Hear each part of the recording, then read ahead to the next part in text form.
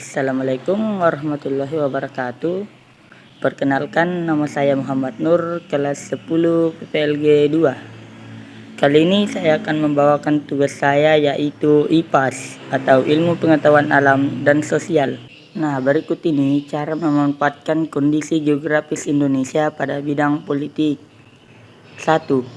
Mengutamakan kesatuan dan persatuan bangsa serta kesatuan wilayah untuk mewujudkan tujuan negara Indonesia.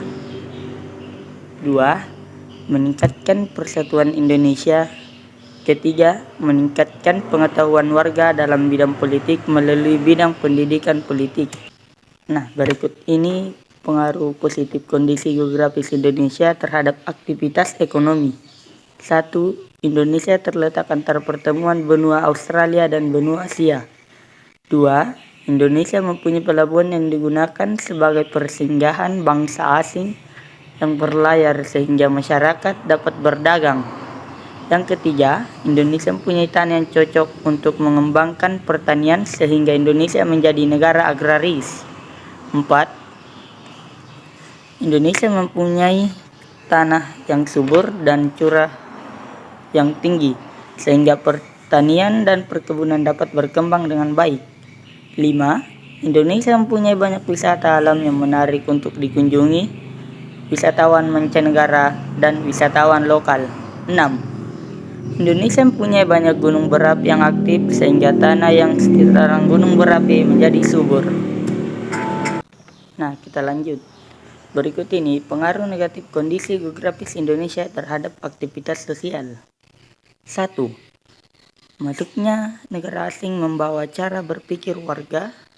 2. Masuknya warga negara asing membawa pengaruh pada perubahan perilaku negatif. 3.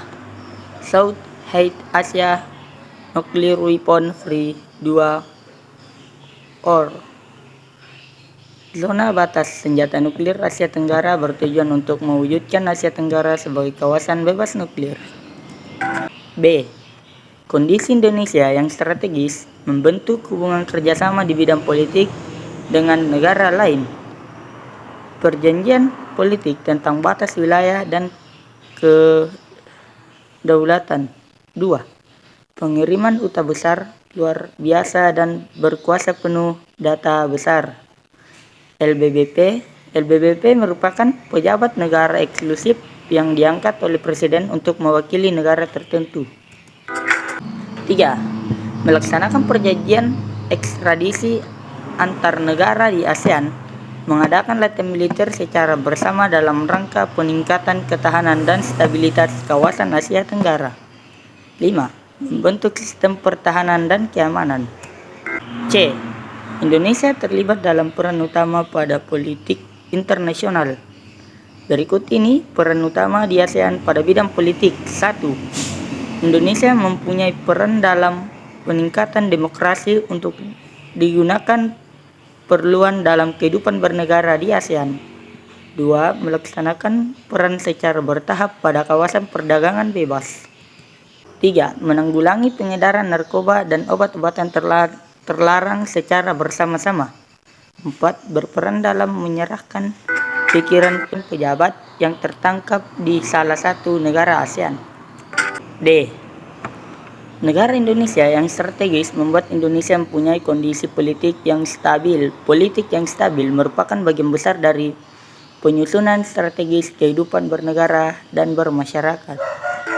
Nah, pengaruh negatif kondisi geografis Indonesia terhadap aktivitas politik meliputi hal-hal berikut. 1. Negara satu dengan negara lain mempunyai pandangan ideologi yang berbeda, sehingga jika tidak sepakat dapat menimbulkan konflik atau peperangan.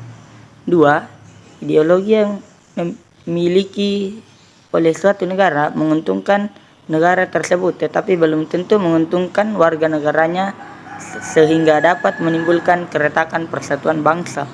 7. Interaksi sosial, aktivitas sosial, ekonomi, dan politik. Manusia membutuhkan orang lain dalam pemenuhan kebutuhan hidupnya, sehingga Indonesia melakukan interaksi dengan orang lain. Bentuk interaksi pada bidang ekonomi yaitu pada aktivitas kegiatan perdagangan barang dan jasa dalam rangka pemenuhan kebutuhan hidup. Nah, berikut ini Interaksi aktivitas sosial pada bidang ekonomi. 1. Melaksanakan proses tawar-menawar di pasar tradisional. 2. Melakukan pembayaran di kasir. 3. Melakukan pembelian dan penjualan barang secara 4. Pengisian bahan bakar di SPBU. 5. Pembelian pulsa di konter atau penjualan pulsa. Berikut ini interaksi aktivitas sosial pada bidang politik. 1. Mengikuti kegiatan pemilihan umum. 2. Melaksanakan kampanye peserta pemilu. 3. Melaksanakan kegiatan musyawarah di kelas. 4. Menjadi pendidik aktif dalam organisasi kelas. 5. Melakukan orasi pada pemilihan ketua OSIS.